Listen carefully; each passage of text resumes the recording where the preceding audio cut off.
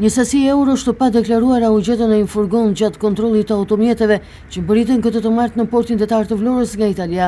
Sipas policisë kufitare të Vlorës, në mjetin tip Mercedes-Benz tip Vito janë gjetur të fshehura 45.600 euro. Policia ka marrë në pyetje drejtuesin e furgonit, shtetasin me inicialet KR, për të deklaruar burimin e eurove që ishin të fshehura.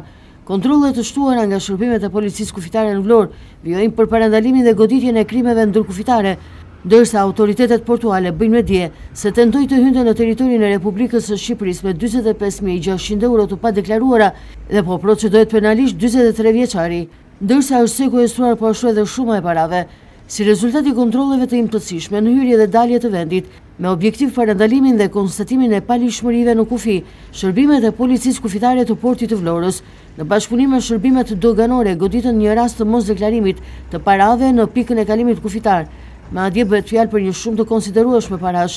Për këtë rast, specialistët e seksionit për hetimin e krimeve të drejtorisë në kufirin e emigracionit të Vlorës referuan materialet në prokurori, ku nisi procedimi penal në gjendje të lirë për shtetasin 43 vjeçar, pasi gjatë kontrollit në vijën e dytë, në automjetin e tip furgon, u gjetën 45.600 euro, që ai synonte të fuse në territorin e Republikës së Shqipërisë, pa i deklaruar konform ligjit, njofton policia e Vlorës në komunikimin e saj zyrtar të shpërndar për mediat.